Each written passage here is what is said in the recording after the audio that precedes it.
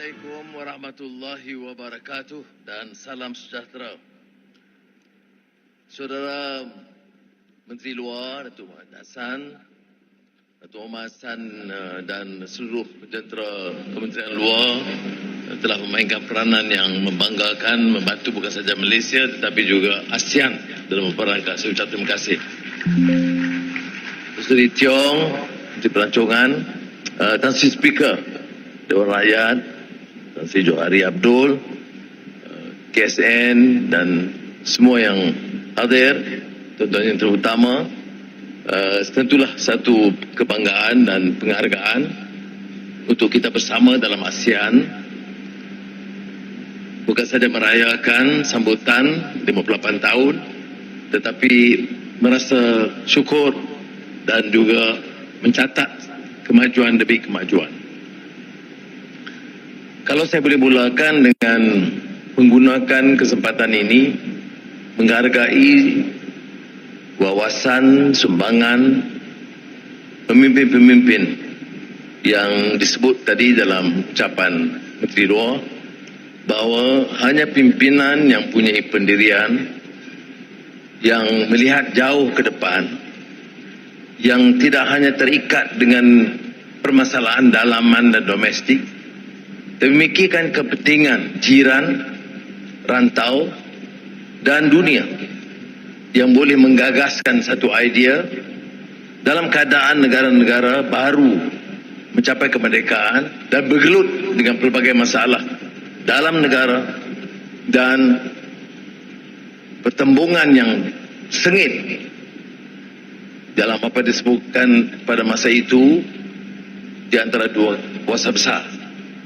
Jadi oleh itu kita turut merayakan dan hari ini mencatat suatu kejayaan kerana sumbangan pemikiran dan wawasan pejuang-pejuang dan tokoh-tokoh dan pendiri negara-negara dan juga ASEAN.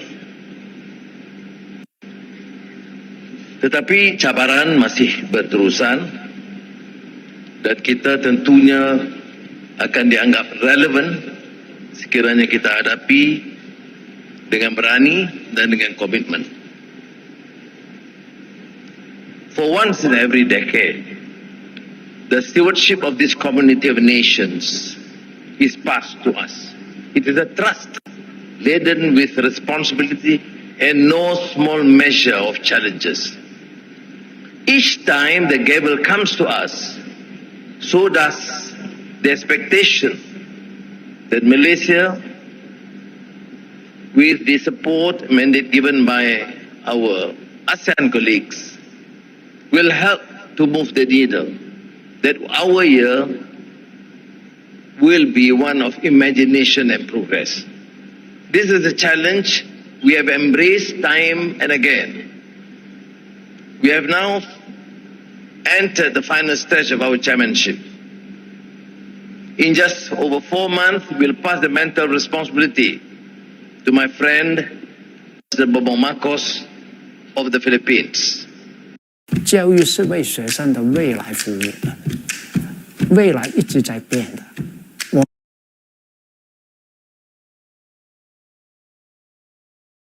Yet much remains to be done in this closing phase, particularly in the lead up to the 47th ASEAN Summit and related summits in October. We now stand at the threshold of the culmination point. What we do in the month ahead will decide how history judges us, our year at the helm. For in the final week of October, our aim is as audacious as it is consequential, to deliver ASEAN's largest and most high-profile gathering of world leaders to date. It will be a veritable assembly of the world's principal centers of power and influence. We look forward to welcoming the heads of governments of ASEAN and our dialogue partners, including United States President Donald Trump and I believe President Xi Jinping of China. In addition, we have received positive indications of attendance from Brazilian President Lula da Silva and South African President Cyril Ramaphosa, who currently holds the BRICS and the G20 presidencies, respectively. But securing their presence is only the first step. The greater test is to ensure that they leave Malaysia and ASEAN feeling their time was well spent. We must ensure that their visit yields results of lasting value. The eyes of the world will be upon us. We must therefore rise to the occasion. Excellencies, ladies and gentlemen, anniversaries are moments to take stock, to reassess, to reflect on how far we have come and the journey still ahead. And I dare say without the least overstatement that the founders of ASEAN will look to our progress with pride. But we would be mistaken to think that we have outgrown the motivations and concerns of those who signed the Bangkok Declaration in 1967. Adam Malik, Tun Razak, Siso Ramos, S. Rajaratnam, and Tanat Koban. Hey everyone, welcome back to AI Finder today. I'm genuinely excited to share something groundbreaking. An AI tool that doesn't just assist you, it builds with you. Meet MetaGPTX, also known as MGX, your personal 24/7 AI development team. The problem MGX solves. Let me start with a question. Have you ever had a brilliant idea for a website, app, or digital tool, but couldn't make it real because you don't know how to code? Hiring developers is expensive. Explaining your ideas to freelancers is frustrating. And even if you can code, time is always a problem. If that sounds familiar, MGX is going to be a game changer for you. MetaGPTX isn't just one AI assistant, it's an entire AI-powered team. Each agent has a defined role, from project manager to software engineer, all working together in sync. It handles everything: market research, wireframes design, back-end coding deployment.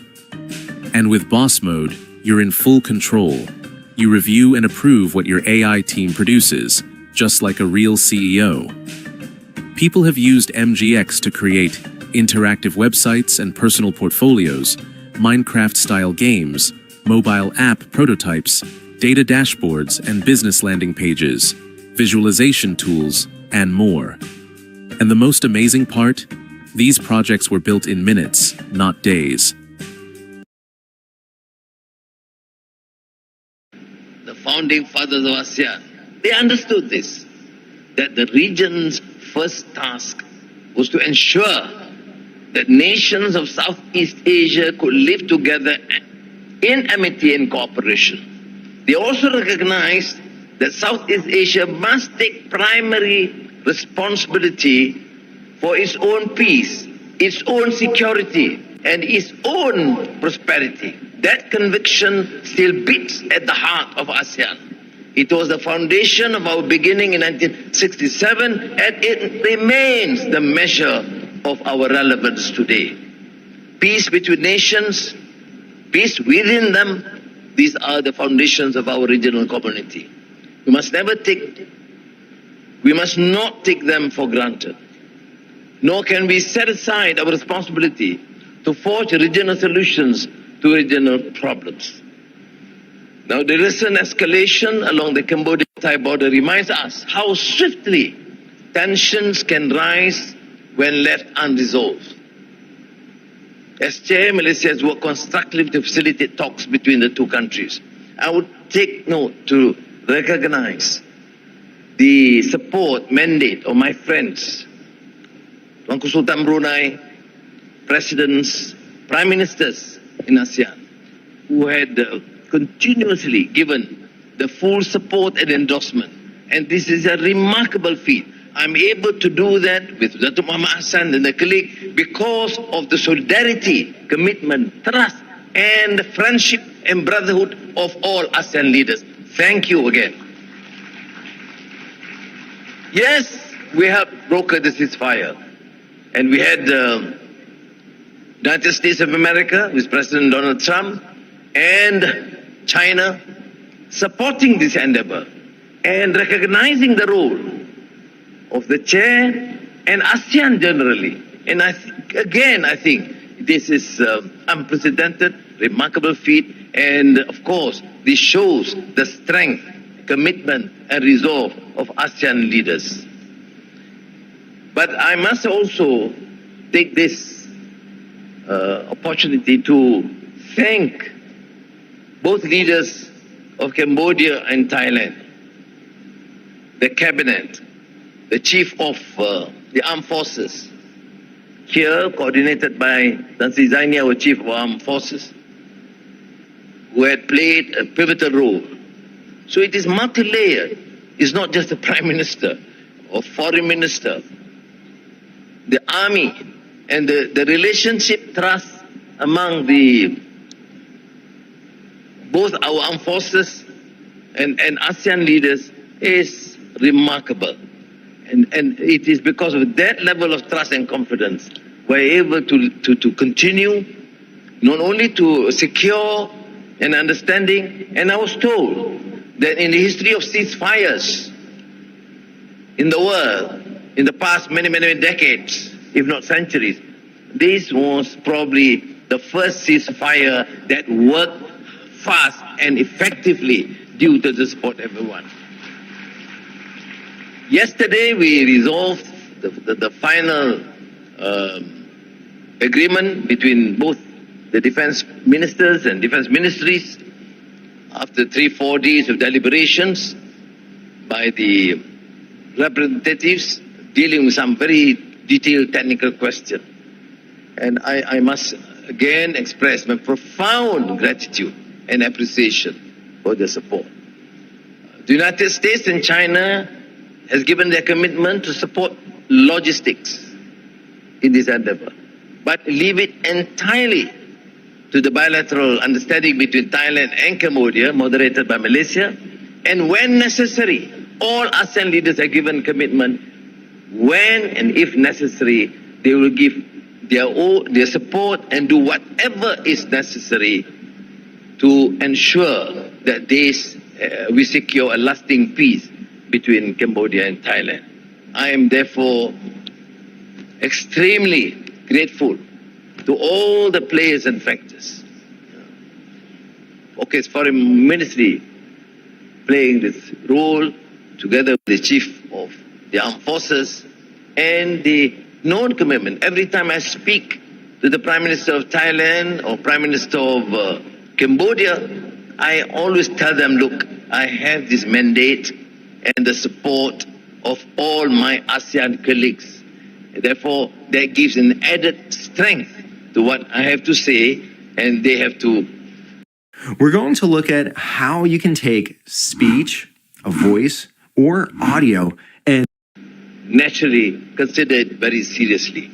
And that's why I think the credit goes to ASEAN as a body, association, and I think if this is a good beginning, it augurs well for the future of ASEAN in terms of attaining this geopolitical strategy. Now, our next challenge, of course, Myanmar. We have made some progress, at least in terms of securing somewhat a ceasefire. And Foreign Minister, together with Foreign Ministers of Thailand and Indonesia, as I understand, will be visiting Myanmar soon to impress upon them to stay on course. Start with an end of violence and cessation of hostilities, and pursue with dialogue within the stakeholders and players within Myanmar. And we in ASEAN would, of course, do whatever necessary to facilitate that process.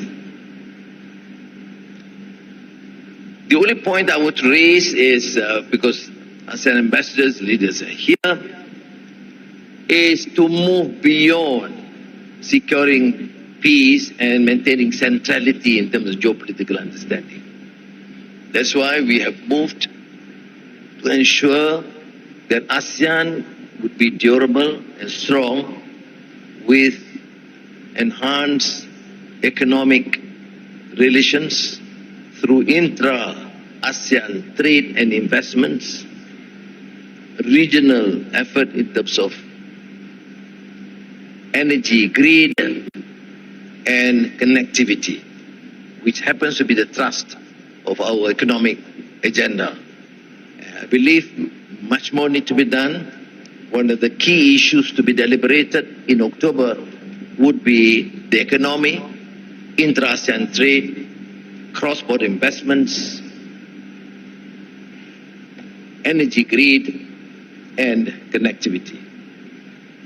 So let me again thank you to my son and your team, and Tan Sri Zaini and entire staff in the Ministry of Defence for their effort in ensuring a great future success and peace between Thailand and Cambodia. And through the ambassadors, please convey my respects and satisfaction that from the meeting between Prime Ministers and yesterday's meeting between the two defense ministers, we have achieved what seemed to be unachievable or problems that was considered unsurmountable in the past, but with that trust and readiness to work within the ASEAN framework, we did succeed. So terima kasih. Wassalamualaikum.